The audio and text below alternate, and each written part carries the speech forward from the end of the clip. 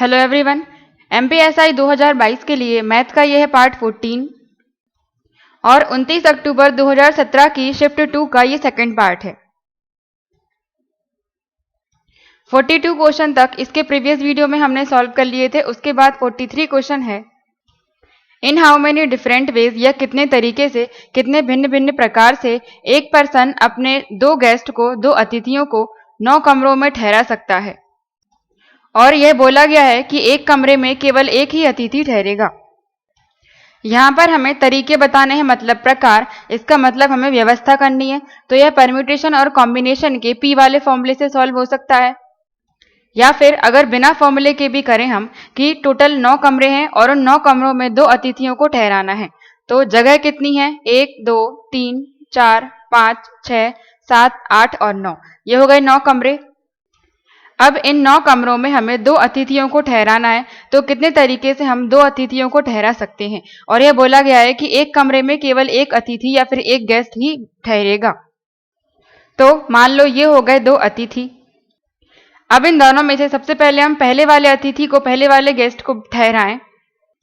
यहाँ पर 9 कमरे हैं, इसका मतलब 9 जगह हैं जिसमें से यह अतिथि किसी में भी जा सकता है। तो इसके पास 9 कमरों में से किसी एक कमरे में जाने का तरीके कितने हो गए? 9, क्योंकि यहाँ पर 9 कमरे हैं, इसको हम किसी में भी ठहरा सकते हैं। तो पहले अतिथि को ठहराने के कुल तरीके हो गए 9।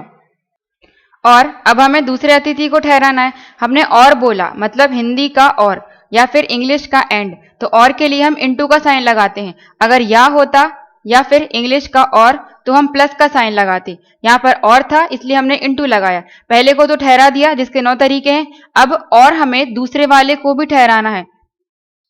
मान लो पहला वाला अतिथि इन 9 में से किसी भी एक कमरे में ठहर गया, तो एक कमरा कम हो जाएगा। मान लो इसमें चला गया तो एक कमरा कम हो जाएगा, क्योंकि क्वेश्चन में बोला है कि एक कमरे में केवल एक ही ठहर सकता है। तो एक कमरे में ये पहला वाला ठहर गया तो एक कमरा हटा देंगे हम। अब कितने कमरे बचे? कुल 8 कमरे बचे। अब इस दूसरे अतिथि को इन 8 कमरों में से हम किसी भी एक कमरे में ठहरा सकते हैं। तो कितने तरीके हो गए किसी एक कमरे में ठहराने के? इसके पास 8 ऑप्शन है, किसी में भी चला जाए तो 8 तरीके हो गए। बस ये हो जाएगा आंसर। पहले वाले को ठहराने के तरीके हो गए 9 और दूसरे वाले को ठहराने के तरीके हो गए 8। तो 9 × 8 72। तो हमारा आंसर हो जाएगा ऑप्शन फर्स्ट 72। और अगर पी वाले फॉर्मूले से करें तो कुल 9 कमरे हैं, तो 9p, जिसमें हमें 2 लोगों को 9 कमरों में से 2 कमरों में ठहराना है।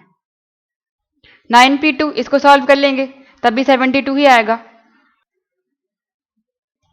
नेक्स्ट क्वेश्चन है 15 लीटर 15 लीटर का एक मिक्सचर है, या 15 लीटर का एक मिश्रण है जिसमें अल्कोहल और वाटर का अनुपात या रेशो दिया गया है 1:4।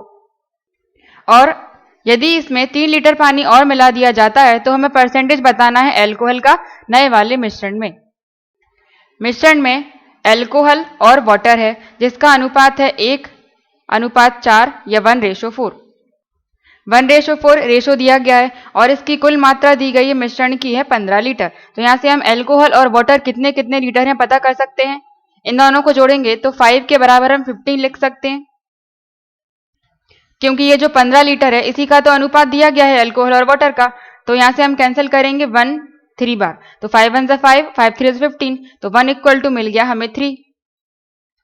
1 मतलब क्या है? 1 किसका था? अल्कोहल का। तो अल्कोहल आ गया 3 लीटर, 3 लीटर, और जब ये 3 है तो 15 में से माइनस कर दो, तो बाकी बचा हुआ 12 लीटर हो जाएगा वाटर या पानी। ये मात्रा हमें पता चल गई अल्कोहल की और वाटर की। अल्कोहल 3 लीटर है और पानी है 12 लीटर। अब क्वेश्चन में बोला है कि 3 लीटर पानी और मिला दिया जाता है, तो हम 3 लीटर पानी और मिला देंगे इसमें। अब कितना पानी हो गया? 12 और 3 15, 15 लीटर पानी हो गया, लेकिन अल्कोहल तो उतना ही था 3 लीटर। ये मिल गई हमें नई मात्रा अल्कोहल और वाटर की। अब हमें अल्कोहल का परसेंटेज बताना है नए वाले मिश्रण में। तो नया वाला मिश्रण या नया मिक्सचर तो यही है, इसमें हमें अल्कोहल का परसेंटेज बताना है जो कि 3 लीटर है। तो अल्कोहल का परसेंटेज हो जाएगा, अल्कोहल है 3 लीटर, डिवाइड करेंगे कुल मात्रा से। तो कुल मात्रा कितनी है नए मिश्रण की? पहले तो 15 थी, लेकिन 3 लीटर पानी और आ गया तो 15 और 3 18 लीटर। और परसेंटेज निकालना है तो इंटू 100 करेंगे ही। 3 से डिवाइड करेंगे 6 बार डिवाइड हो जाएगा और 6 से 100 को डिवाइड करेंगे तो हमें मिलेगा 16.66%। यह आ जाएगा अल्कोहल का परसेंटेज नए वाले मिश्रण में। 16.66 आंसर हो जाएगा सेकंड ऑप्शन। नेक्स्ट है 45th question. Area of square या वर्ग का क्षेत्रफल हमें बताना है जिसका डायगोनल या विकर्ण दिया गया है 8√2। तो हम सबसे पहले एक वर्ग बना लेंगे या स्क्वायर। इसका डायगोनल मतलब ये वाली दूरी दी गई है 8√2। यहां पर दो विकर्ण बनेंगे तो पहला विकर्ण या तो हम यहां से लेकर यहां तक ले लें या फिर दूसरा यहां से लेकर यहां तक ले लें, एक ही बात है। तो हम इस वाले विकर्ण को ले रहे हैं, ये दिया गया है 8√2। तो हमें इसका क्षेत्रफल बताना है। क्षेत्रफल या फिर एरिया ऑफ स्क्वायर कैसे निकालते हैं? जो भी भुजा या साइड दी गई होती है उसका हम वर्ग कर देते हैं या स्क्वायर कर देते हैं। इसके लिए हमें इसकी भुजा पता होनी चाहिए या साइड पता होनी चाहिए, जो कि हम इस विकर्ण की मदद से या डायगोनल की मदद से पता कर सकते हैं। किसी भी वर्ग का विकर्ण या डायगोनल ऑफ स्क्वायर निकालने का तरीका होता है कि जो भुजा दी गई है उसमें हम √2 का मल्टीप्लाई कर दें या फिर जो साइड दी गई है उसमें √2 का मल्टीप्लाई कर दें तो हमें डायगोनल या विकर्ण मिल जाता है। या फिर हम कह सकते हैं वर्ग का विकर्ण उसकी भुजा के √2 गुना होता है। अब ये √2 गुना है, इसका मतलब भुजा कितनी हो जाएगी? 8 हो जाएगी। यह साइड हो जाएगी इसकी 8। या फिर इस फॉर्मूले में ही रखें हम, विकर्ण दिया गया है 8√2 तो इस d की जगह पर डायगोनल या विकर्ण की जगह पर हम 8√2 लिखेंगे और भुजा या साइड हमने a मानी है और ये √2 से √2 कैंसिल हो जाएगा क्योंकि ये इनटू में है, गुणा में है और बराबर में है तो हमने इनको कैंसिल कर दिया। 8 = a। साइड ऑफ स्क्वायर या फिर भुजा वर्ग की आ गई 8। अब ये 8 है तो सारी भुजाएं बराबर होती हैं तो सभी 8 हो जाएंगी। तो यहां पर हम क्षेत्रफल निकाल सकते हैं। क्षेत्रफल में भुजा का स्क्वायर कर दो या साइड का स्क्वायर कर दो। 8 का स्क्वायर होता है 64, जो कि हो जाएगा हमारा answer option first. Next question है अ मैन, एक आदमी कोई काम 5 दिन में कर सकता है और with the help of his son, वह अपने पुत्र की मदद से उसी काम को 3 दिन में कर सकता है। तो पुत्र को अकेले वह काम करने में कितना टाइम लगेगा? मान लो ये एक आदमी है, एक व्यक्ति है ए और ये हो गया उसका सन या पुत्र। उस आदमी को काम खत्म करने में लगते हैं 5 दिन और पुत्र को कितने दिन लगते हैं ये हमें नहीं पता। हमें बताया गया है कि पुत्र के साथ वह आदमी मिलकर 3 दिन में कर लेता है। तो यहां पर हम a+s लिख सकते हैं कि वह आदमी और उसका पुत्र साथ में मिलकर 3 दिन में कर लेते हैं। यहां पर हम कुल कार्य निकालेंगे 5 और 3 का एलसीएम लेके। 5 और 3 का एलसीएम आता है 15। ये हो गया कुल कार्य या टोटल वर्क। यहां से हम एक दिन का काम निकालेंगे, 1 डे वर्क, कुल कार्य में कुल दिनों की संख्या से डिवाइड करके। तो 15 में 5 का डिवाइड करेंगे तो 5 से 15 3 बार कैंसिल हो जाएगा। इसका मतलब ए एक दिन में 3 कार्य कर लेता है। अब उस आदमी और उस पुत्र का निकालेंगे तो 15 कुल कार्य हो गया और कुल दिन थे 3, तो हम 3 से डिवाइड कर देंगे, 3 से डिवाइड करेंगे तो 5 आ जाएगा। तो वह आदमी और पुत्र साथ में मिलकर एक दिन में 5 कार्य कर लेते हैं, 5 वर्क कर लेते हैं। जब ए एक दिन में 3 काम कर लेता है और वह आदमी और पुत्र साथ में मिलकर एक दिन में 5 काम कर लेते हैं तो इस 5 में से ए को हम हटा दें। इस 5 में से जो 3 काम होगा वो तो ए ने किया होगा, तो बाकी बचा हुआ काम जो कि 2 है, 5 - 3 2। अब जो ये बचा हुआ काम किसने किया होगा? उसके पुत्र ने। ये हो गया ए का काम और ये हो गया उसके पुत्र का, सन का काम। तो यहां से हम कह सकते हैं उस आदमी का पुत्र एक दिन में 2 कार्य कर लेता है, 2 वर्क कर लेता है एक दिन में। अब अगर यहां पर हम कुल कार्य में एक दिन के कार्य से डिवाइड कर दें, एक दिन के कार्य से भाग दे दें, तो हमें कुल दिनों की संख्या पता चल जाएगी। एक दिन का कार्य है 2, इतने दिनों में वह पुत्र अकेला उस काम को खत्म कर लेगा 15/2 डेज में। अब यहां पर 15/2 कहीं नहीं है, पॉइंट में है, तो हम इसको डिवाइड कर लेते हैं। 2 से डिवाइड करेंगे 7 बार और 2 5 = 10, तो 7.5 डेज हो गए। 7.5 डेज में वह पुत्र काम को खत्म कर लेगा। आंसर हो जाएगा ऑप्शन फर्स्ट। नेक्स्ट क्वेश्चन है रेशियो ऑफ प्रेजेंट एजेस। यहां पर अनुपात दिया गया है वर्तमान आयु का गीता और उसकी मां का 1:5 और यही अनुपात 7 वर्ष के बाद 3:8 हो जाता है, तो हमें प्रेजेंट एज वर्तमान आयु बतानी है गीता की। ये हो गई गीता और ये हो गई उसकी माँ या मदर। इनका अनुपात या रेशो दिया गया है 1:5 और यही अनुपात 7 वर्ष के बाद मतलब +7 और ये वर्तमान में था तो हम 0 मान लेते हैं इसको, और ये हो गया +7 मतलब वर्तमान से 7 वर्ष बाद। यह अनुपात दिया है 3:8। अब देखो इस क्वेश्चन को x मानकर भी कर सकते हैं, लेकिन बिना x माने ये थोड़ा शॉर्ट में हो जाएगा। यहाँ पर हमने दोनों के अनुपात लिख लिए, ये वर्तमान का और ये 7 वर्ष बाद का। तो यहाँ पर हमें ये देखना है कि इन दोनों का अंतर 1 और 3 का, 5 और 8 का अंतर समान होना चाहिए, और अगर समान नहीं है तो हमें इनको समान या सेम करना पड़ेगा। इसके लिए क्या करेंगे, इन दोनों के बीच के अंतर का हम मल्टीप्लाई करेंगे इसमें।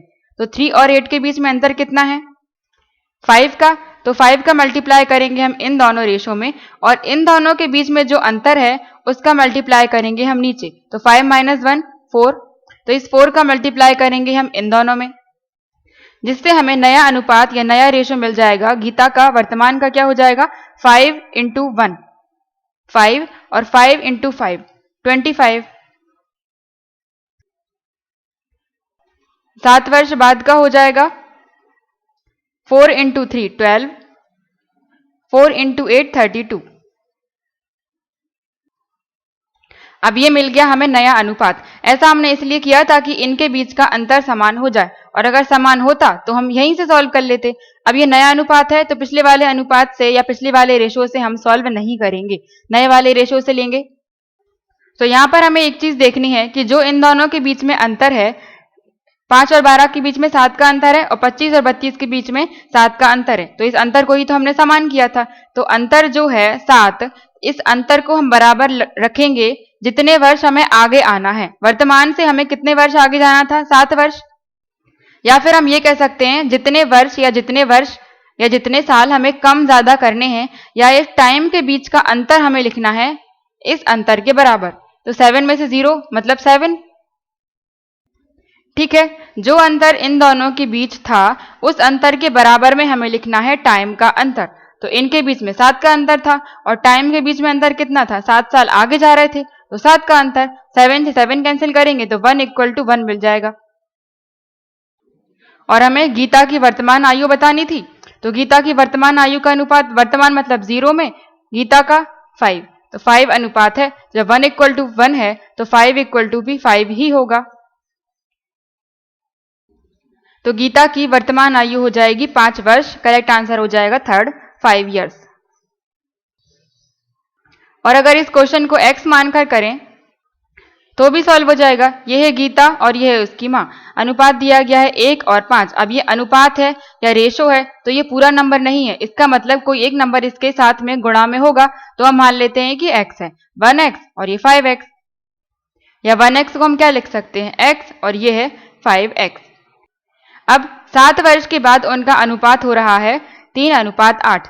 तो इसको हम, जब ये अनुपात में है, अच्छा ये तो पूरा ही माना है, x और 5x है, तो हमें 7 वर्ष आगे जाना है, तो हम कह सकते हैं कि 7 वर्ष बाद इनकी आयु हो जाएगी x + 7, और अनुपात में दिया गया है 3:8, तो हम अनुपात में ही लिख रहे हैं। 5x है, 7 वर्ष आगे जाएंगे तो हो जाएगा 5x + 7, जो कि अनुपात या रेशो बाद में हो जाएगा 3:8।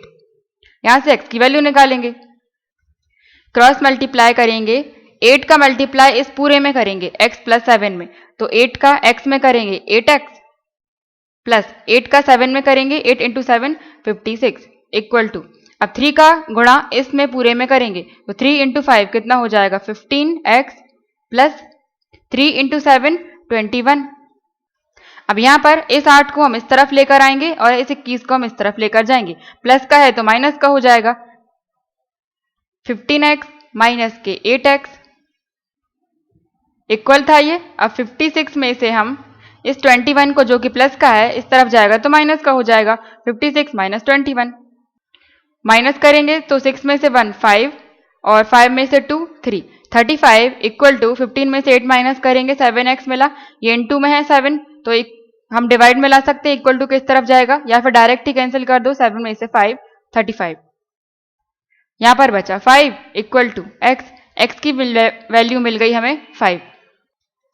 और गीता की वर्तमान आयु या प्रेजेंट एज बतानी है, तो गीता कितनी थी x, जो कि हमारा 5 आया है, तो गीता की एज आ गई 5 वर्ष।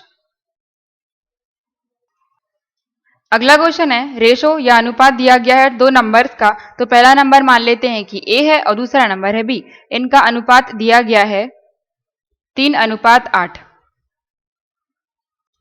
और इन दोनों के बीच का अंतर दिया गया है 115। तो छोटा वाला नंबर कौन सा है हमें बताना है।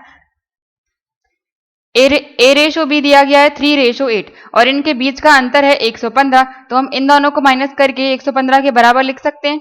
तो 8 में से 3 माइनस करेंगे तो 5 आएगा, जो कि बराबर है 115 के। इसको डिवाइड कर देंगे तो 5 2 जा 10 और 5 3 जा 15। यहाँ पर 1 बचा, तो 1 इक्वल टू 23 हमें मिल गया।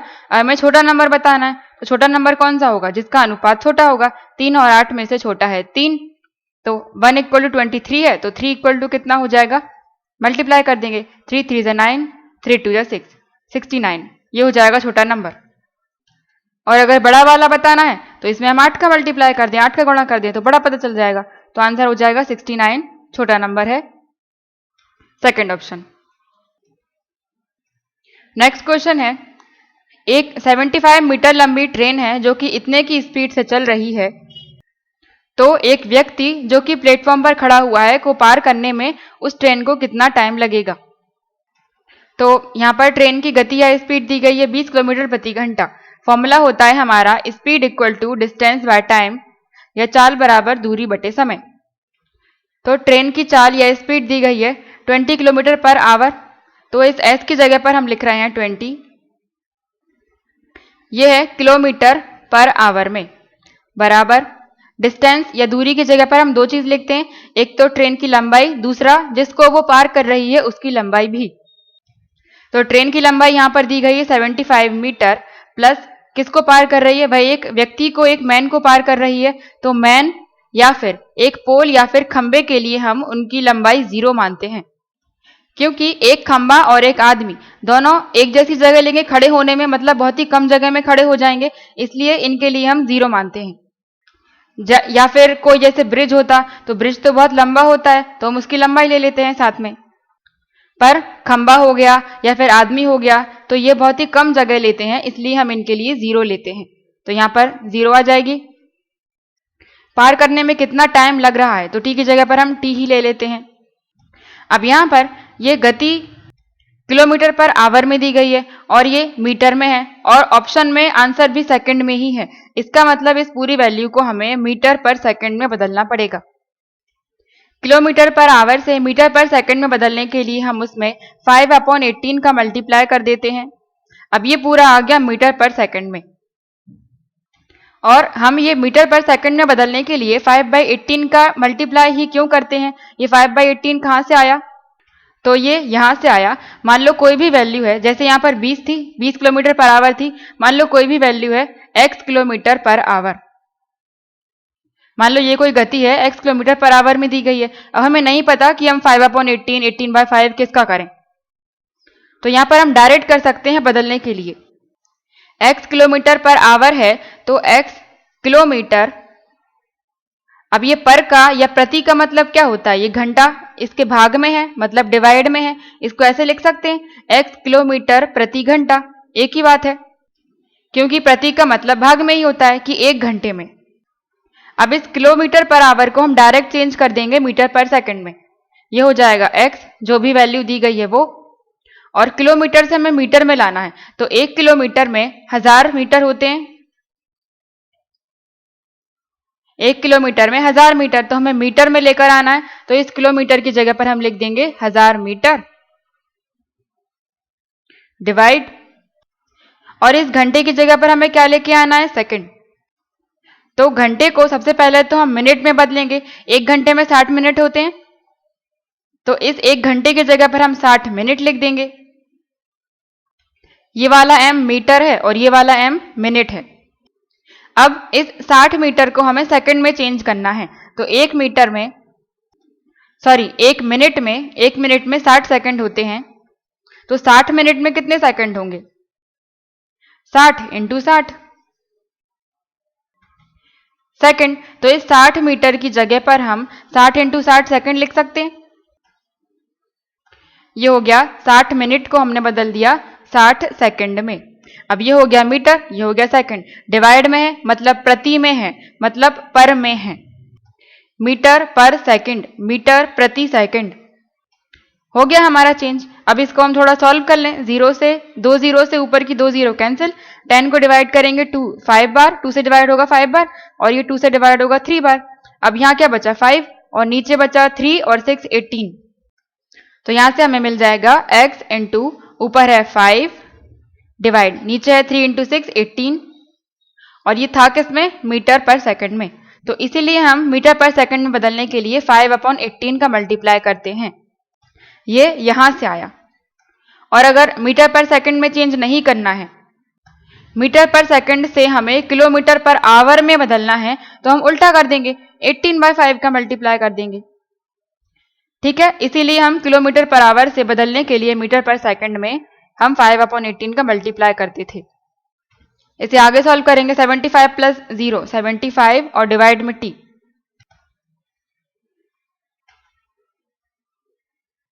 यहां पर हम t की वैल्यू निकालेंगे, तो यहां से हम डायरेक्ट इक्वल में है तो डायरेक्ट कैंसिल कर सकते हैं। 5 से 4 बार डिवाइड होगा और 5 से 75 कैंसिल हो जाएगा 15 बार। फिर 2 से 2 2 ज़ा 4 और 2 9 ज़ा 18, और इस 5 से ये 15 डिवाइड हो जाएगा 3 बार। अब हम क्रॉस मल्टीप्लाई करेंगे, तो इस 3 का मल्टीप्लाई करेंगे 9 में, तो आ जाएगा 27 इक्वल टू, और इस t का मल्टीप्लाई करेंगे, यहां पर केवल 2 बचा हुआ है तो 2 × t हो जाएगा 2t। इस 2 को इसके डिवाइड में ले आएंगे तो यहां से हट जाएगा। टाइम बराबर हमें मिल जाएगा, 2 से डिवाइड करेंगे 2 1 ज़ा 2 और 2 3 या 6, 1 बचे तो पॉइंट लगाकर 0 लगाएंगे, 2 5 ज़ा 10, 13.5 सेकंड। यहां से टाइम बराबर हमें मिल गया 13.5 सेकंड का टाइम लगेगा ट्रेन को। आंसर हो जाएगा ऑप्शन 4। नेक्स्ट क्वेश्चन है, इसको हमें सॉल्व करना है। 0.1 का स्क्वायर माइनस 0.01 का स्क्वायर डिवाइड 0.0001 और ब्रैकेट के बाद +1। अब यहां पर देखें कि ये वैल्यू भी स्क्वायर में है और ये भी स्क्वायर में और बीच में माइनस लगा हुआ है, तो ये एक फॉर्मूला बन रहा है a square minus b square का। a square minus b square का फॉर्मूला होता है a plus b into a minus b। यही फॉर्मूला हम यहाँ पर लगाएंगे। अब यहाँ पर a बराबर कितना है, a बराबर है 0.1 और b बराबर है 0.01। तो ये वाला फॉर्मूला हम लगाएंगे a plus B into a minus B, इसकी जगह पर लिखेंगे तो हमें मिलेगा, फॉर्मूला है a प्लस बी, तो पहले a लिखेंगे, a है 0.1 प्लस b है 0.01, फिर इंटू फिर है a माइनस बी, तो a है 0.1 माइनस b है 0.01। ये हमने लिख दिया इसकी जगह पर फॉर्मूला लगाकर। अब डिवाइड में 0.0001 और इस पूरे के प्लस में है +1। इसको हम आगे सॉल्व कर लेंगे। 0.1 और 0.001 को प्लस करेंगे तो पॉइंट के नीचे पॉइंट आना चाहिए, 0.1 और 0.01, 0 और 1। अब यहाँ पर कुछ नहीं है तो हम 0 लगा सकते हैं, क्योंकि पॉइंट के बाद 0 लगाने का कोई मतलब नहीं होता है, या तो लगाओ या ना लगाओ। तो हम सॉल्यूशन के लिए इसको लगा लेते हैं, तो 0 और 1 हो जाएंगे 1, 1 और 0 1, पॉइंट के नीचे पॉइंट और ये 0, प्लस किया तो 0.11 मिल गया। और यहाँ पर ये क्या है, ये इंटू का साइन है बीच में, क्योंकि ब्रैकेट जब दो ब्रैकेट साथ में होते हैं तो वो इंटू में ही होते हैं। 0.1 में से माइनस करेंगे इसको, तो हमें ये माइनस करना है। माइनस करेंगे तो 0 है, 1 कैरी लेगा, 10 में से 1 जाएंगे 9, और यहां पर कुछ नहीं बचा, 0, पॉइंट के नीचे पॉइंट और 0, 0.09 माइनस किया तो हमें मिल गया 0.09। डिवाइड में 0.0001, फिर ये +1 और ये ब्रैकेट में था। आगे सॉल्व करेंगे, इनका हमें गुणा मल्टीप्लाई करना है। तो 11 का 9 में करते हैं तो 99 आता है। अब हम पॉइंट लगा लेंगे। पॉइंट कितने लगेंगे? जितने नंबर हैं पॉइंट के इस तरफ राइट हैंड साइड जितने पॉइंट हैं, जितने नंबर हैं उतने नंबर के बाद यहां पर लगना चाहिए। तो कितने हैं? 1 2 और यहां पर 3 और ये 4। तो 4 नंबर के बाद यहां पर पॉइंट लगना चाहिए। तो 1 2 3 4 अब लग जाएगा पॉइंट। और आगे भी हम 0 लगा दें। जितने नंबर के बाद पॉइंट लगा होता है उतने नंबर के बाद ही यहां पर भी लगा होना चाहिए। यहां पर हम देखते कहां से हैं? पीछे से। 1 2 3 4 4 नंबर के बाद था तो 1 2 3 4। अब नीचे 0.0001 और ये +1। अब यहां पर ये पॉइंट से पॉइंट कैंसिल हो जाएगा क्योंकि पॉइंट के बाद यहां पर भी 4 नंबर हैं और नीचे भी 4 नंबर ही हैं। तो पॉइंट से पॉइंट हम डायरेक्ट कैंसिल कर दें, या फिर अगर कैंसिल नहीं करना है तो ऊपर का पॉइंट हटाएंगे, नीचे 4 0 आएंगे, नीचे का पॉइंट हटाएंगे, ऊपर 4 0 आएंगे, तो वो वैसे भी कैंसिल ही हो जाएंगे। इसलिए हमने डायरेक्ट ही कैंसिल कर दिया। अब ये 99 का 1 में डिवाइड करेंगे तो 99 और ये +1। तो 99 + 1 कितने होते हैं? 100, जो कि हो जाएगा हमारा answer, option second. Next question है, इसको हमें सॉल्व करना है। 72.9 डिवाइड 0.4096 और ये क्यूब रूट लगा हुआ है या घनमूल, ये 3 है। ये थोड़ा इसको जूम कर लेते हैं, ये 3 है। अब इसको हम थोड़ा सॉल्व कर लेते हैं। ये है क्यूब रूट या घनमूल के अंदर 729 है, 72.9 था, ऊपर एक पॉइंट है, एक नंबर के बाद पॉइंट है तो नीचे हम 1 0 लगा सकते हैं, या फिर पहले लिख लें हम इसको 04096।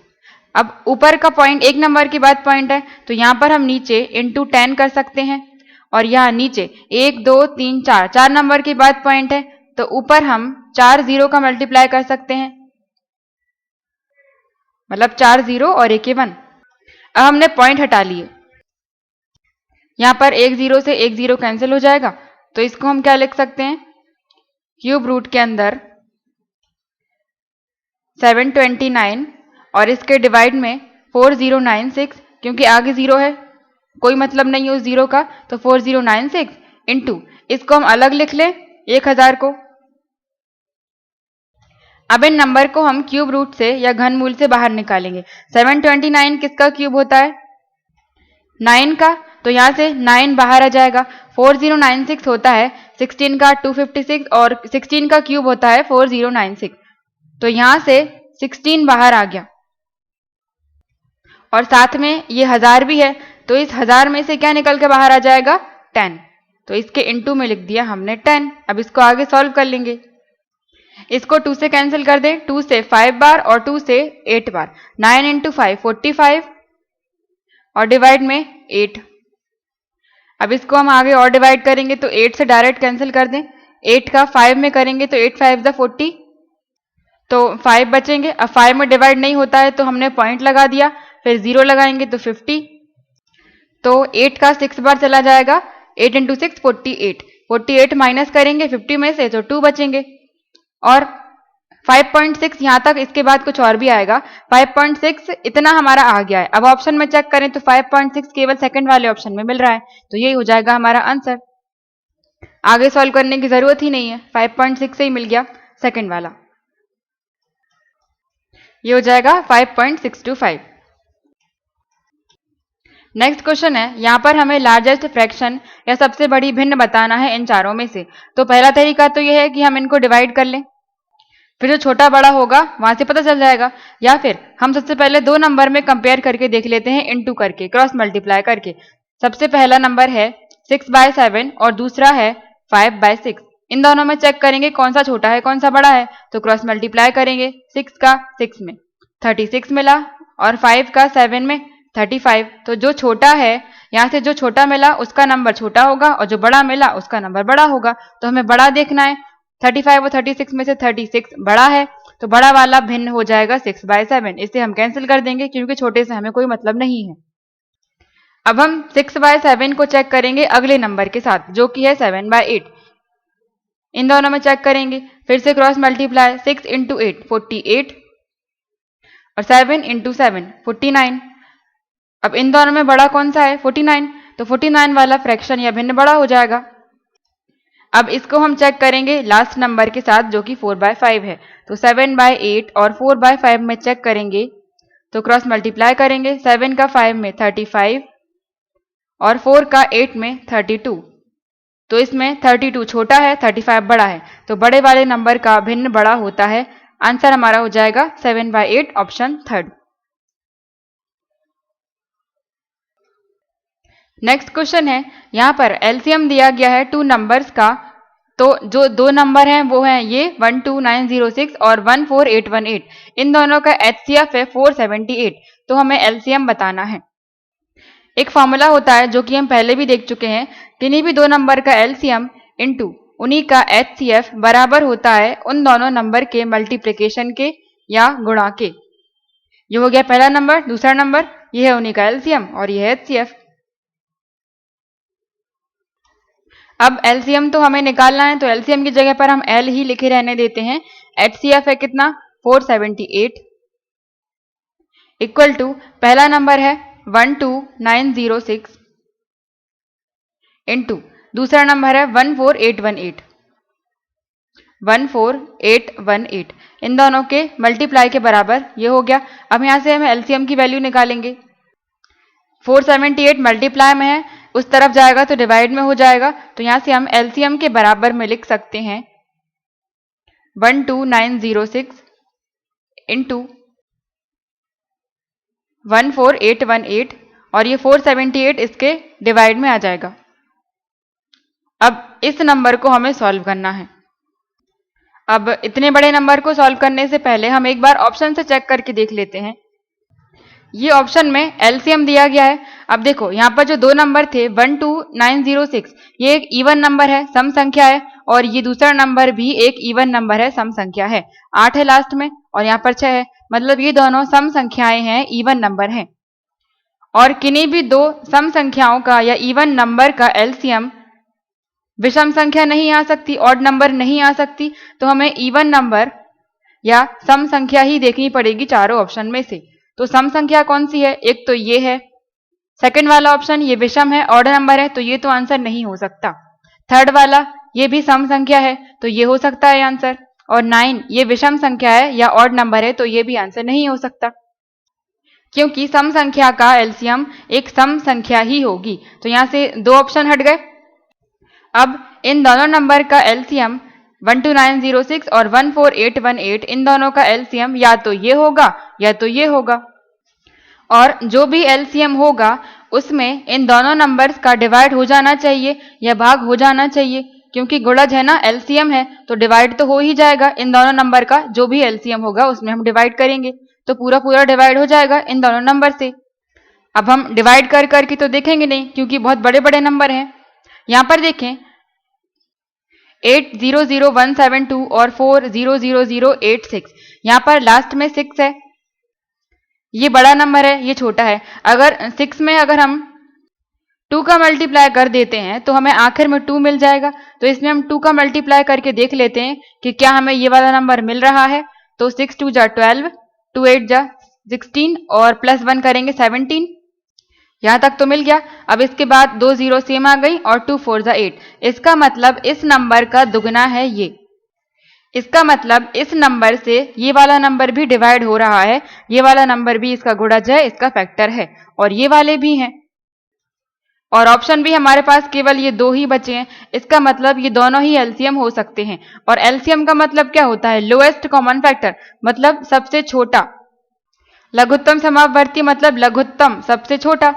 तो इन दोनों में छोटा कौन सा है? ये वाला, तो ये हो जाएगा आंसर। डिवाइड तो इन दोनों नंबर से इन दोनों में ही हो रहा है, लेकिन हमें छोटा वाला देखना है, तो छोटा तो यही हो जाएगा 40086, ये हो जाएगा आंसर। या फिर अगर हमें इतना सब कुछ नहीं करना है तो फिर हम जो है क्वेश्चन इसको सिंपल सॉल्व कर लेते हैं। सिंपल नहीं है, थोड़ा बड़ा है, लेकिन इसको हम कैंसिल कर दें।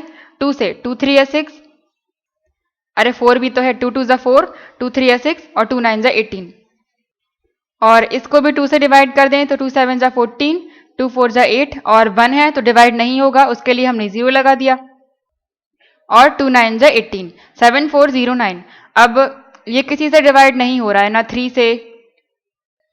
इसको हम डायरेक्ट ही देख लेते हैं। अगर 239 में किसका मल्टीप्लाई करें हम कि हमें 7409 मिल जाए, ये हम चेक कर लेते हैं। 239 से हमें मल्टीप्लाई कर करके देखना है कि 7409 मिले। अब 9 में हम किसका मल्टीप्लाई करें कि हमें 9 मिल जाए।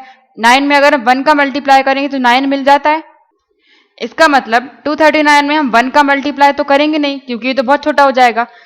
तो यहां पर हम 2 नंबर लेके देख लेते हैं, तो पीछे वाला नंबर जो है वहां पर 1 आना चाहिए। और इस जगह पर क्या ले लें, अगर हम 11 ले लेते हैं तो इसको लगभग अगर सॉल्व करें तो इसको हम 200 मान लेते हैं, और इसको अगर हम 10 मान लें तो 0 2000, ये तो बहुत ही कम आ रहा है। अगर इस 11 की जगह पर हम 21 ले लें तो इसको अगर हम सॉल्व करके देखें तो 200 में करेंगे 21 की जगह पर हम 20 ले सकते हैं, तो 2 2 जा 4 और 3 0, 4000 के आसपास आ रहा है, लेकिन हमें तो 7000 के आसपास चाहिए। तो हम 21 हटाकर 31 देख लेते हैं। 31 में करेंगे तो लगभग देख ले रहे हैं 200, 239 को लगभग 200 मान रहे हैं हम, और इस 31 को 30 मानकर देख लेते हैं कितना आ रहा है। तो 2 3 या 6, तो 6000 के आसपास आ रहा है, तो जो कि 7409 के आसपास है, 6000 और 7000। तो अब हम इसको पूरा मल्टीप्लाई करके देख लेते हैं कितना आ रहा है। 239 इंटू 31, तो पहले 1 का तो इस पूरे में कर दें, तो 239 आ जाएगा, और 3 का 9 में 27 की 7, 2 बचे, 3 3 जा 9, 10 11, 3 2 जा 6 और 7। अब प्लस करेंगे तो 9 और एक 10 की 0, 3 4 और ये 7, 7409, जो कि इतना ही है 7409। इससे पता चल गया हमें कि 231 से ये 31 बार कैंसिल हो जाएगा। बस आधा सॉल्व हो गया, 31 से डिवाइड हो गया।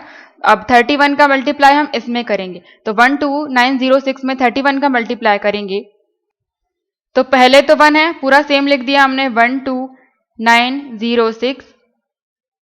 फिर 3 का करेंगे, 3 6 जा 18, फिर 3 इंटू 9 27 की 7, 2 बचे, 3 2 जा 6, 7 8 और 3 1 जा 3, जोड़ेंगे तो 6 8 9 और 1 10 की 0, 7 8 9 10 की 0, 8 9 10 फिर 0 और 3 और 1 4, 40086। उतना ही हमें मिला जितना हमने पहले ऑप्शन से हटाकर देखा था, 40086। यह जाएगा आंसर, एलसीएम। नेक्स्ट क्वेश्चन है, a ratio b equal to 2 ratio 3 है, b ratio c equal to 2 ratio 4 है और c ratio 8 equal to 2 ratio 5 है। तो हमें a रेशो d बताना है। कोई भी नंबर a रेशो b लिखा होता है, इसका मतलब क्या होता है, a डिवाइड b। तो इसको हम ऐसे लिख सकते हैं, a डिवाइड b। जब भी कभी इस तरह से रेशो दिए गए हो a b b c और c d, मतलब तुरंत c के बाद फिर से c आ रहा है, सेम करके दिए हो a b b c c d, और पहले और आखिरी लेटर का रेशो पूछा हो, तो इन सभी को हम मल्टीप्लाई कर देंगे तो हमें यही मिलेगा। जैसे हम चेक करें, पहले क्या दिया है, a रेशो b, तो a अपॉन b इंटू फिर क्या है, b रेशो c, तो इसको ऐसे लिख सकते हैं b बाय c इंटू फिर क्या है, c और d, तो ये c बाय d। यहां से हमें a अपॉन d कैसे मिल सकता है, क्योंकि b से b कैंसिल हो जाएगा और c से c कैंसिल हो जाएगा, तो a बाय d ही मिलेगा, जो कि हमें फाइंड करना है इस क्वेश्चन में, a बाय d। बस अब जो इनके रेशो दिए हैं उनको भी हम इसी तरह से मल्टीप्लाई कर दें, 2 बाय 3 इंटू बी सी का कितना है, 2 बाय 4 इंटू सी डी का कितना है, 2 बाय 5 या 2 रेशो 5 इक्वल टू, इसको सॉल्व करेंगे तो 2 और 2 4 होते हैं, तो ये दोनों इस 4 से कैंसिल हो जाएंगे। यहां पर बचा 2 और 3 इंटू 5 15, तो a by d equal to मिला 2 बाय 15, या फिर हम कह सकते हैं a रेशो d बराबर हमें मिला है 2 रेशो 15। 2 रेशो 15 आंसर हो जाएगा फोर्थ। या फिर अगर हमें ऐसे सॉल्व नहीं करना है तो जो बेसिक तरीका होता है रेशो का, वैसे भी हम सॉल्व कर सकते हैं। यहाँ पर A B, B C, C D दिया गया है, तो हम इन तीनों का रेशो इन चारों का रेशो एक साथ निकाल सकते हैं। ए रेशो बी, रेशो सी, रेशो डी।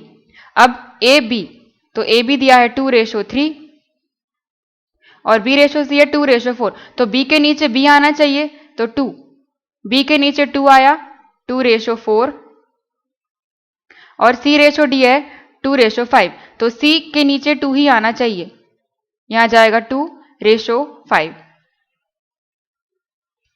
ये हो गया ए के नीचे ए, बी के नीचे दोनों बी और सी के नीचे दोनों सी और डी के नीचे डी। अब यहां पर जो खाली जगह है 3 के बगल में जो खाली जगह है वहां पर हम वही नंबर लिख देंगे, तो यहां पर 3 आ जाएगा। 3 के राइट साइड जितने जगह खाली है वहां पर 3 ही लिख देंगे और 4 के पास में जो खाली है वहां पर 4। इसी तरह से 2 के पास में है तो 2 और यहां पर 2 के पास में खाली है तो दोनों जगह पर 2 और 2 और ये सब रेशो में है।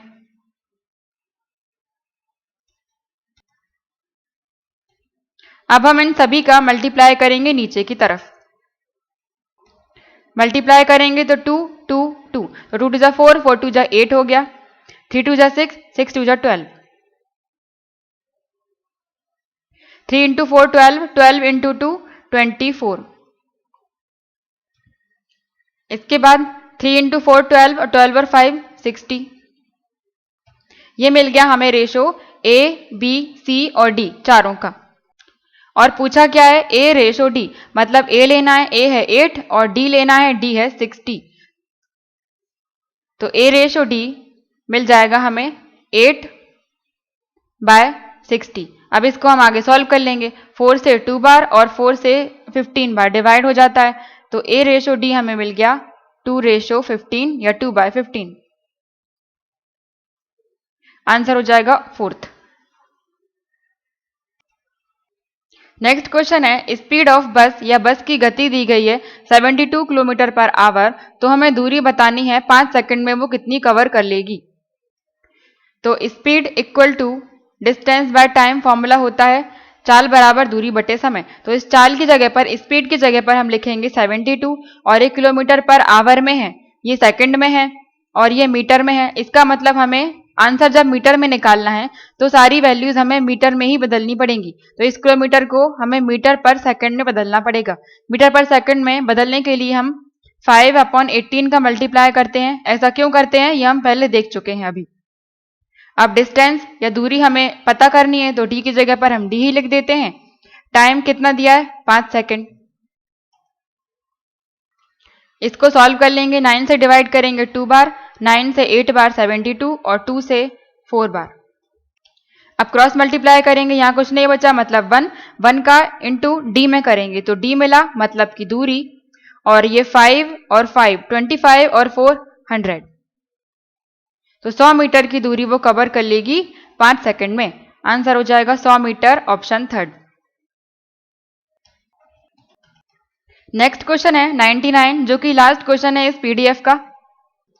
When 60 subtracted from 60% of a number, किसी नंबर के 60% से जब 60 घटाया जाता है तो हमें 60 मिलता है, तो वह संख्या या नंबर क्या है। किसी भी नंबर, तो वह नंबर हम मान लेते हैं कि x है, उस नंबर का 60%, तो 60% हमें लेना है तो परसेंट का साइन हटाएंगे, डिवाइड में 100 इंटू एक्स, यह हो गया उस नंबर का 60%। इस 60% में से हम 60 जब घटाएंगे, माइनस करेंगे तो हमें मिलेगा 60, परिणाम 7 मिल रहा है 60।